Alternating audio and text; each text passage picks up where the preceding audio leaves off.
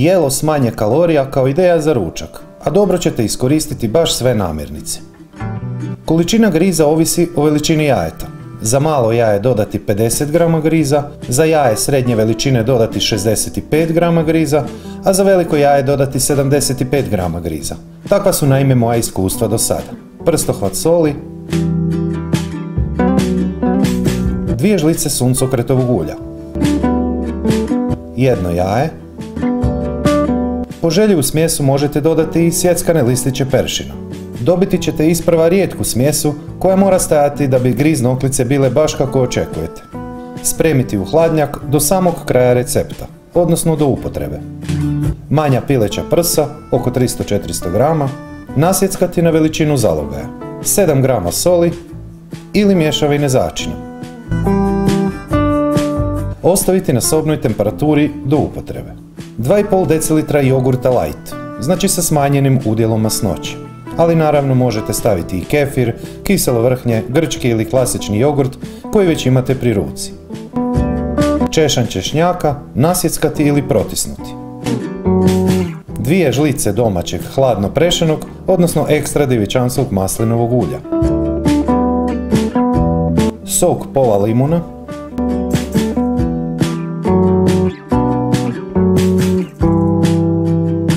Prstohvat soli. Papar po želji i ukusu. Opcija ako imate pri ruci, pola male žličice sušenog kopra, negdje se kažu mirođije. Spremiti u hladnjak do upotrebe. U jednom loncu zakuhati vodu za tjesteninu, a u drugom loncu za juhu dodati 1,5 litru vode. Vodu za tjesteninu posoliti. 250 grama bilo koje tjestenine, to je dovoljna količina za 4 porcije kasnije. U lonac za juhu dodati 1 manji luk ili pola glavice.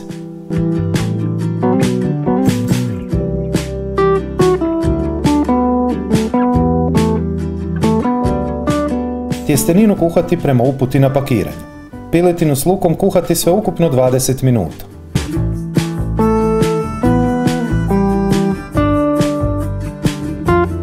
U tjesteninu dodati žlicu ulja i promiješati.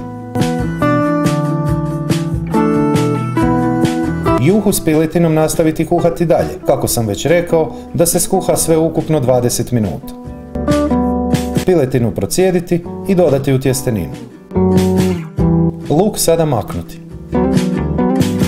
Tjesteninu s piletinom je najjednostavnije i najbrže ohladiti ako je spremite van, na hladno, ali ako je vani toplo, spremiti u duboko zamrzavanje do upotrebe. U juhu dodati 250 grama zamrznutog carskog miksa za juhu. Kuhati 5-6 minuta. Zakuhati griz knedle, to jest griz noklice.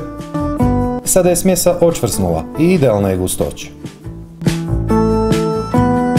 Po želji prstohvat 2 soli. I nastaviti kuhati naredne 2-3 minute. Tjestenina s piletinom se ohladila skoro pa u potpunosti.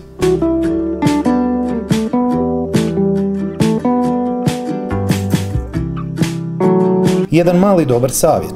Prije dodavanja umaka odvojite malo tjestenine i piletine za dekoraciju odozgora kasnije u tanjuru, kako ne bi sve bilo jednolične boje kada se sve pomiješa sa umakom.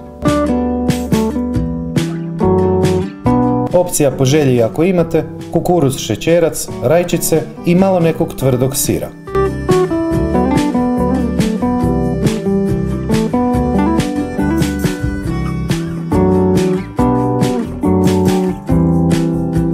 Sjeckani listići peršina.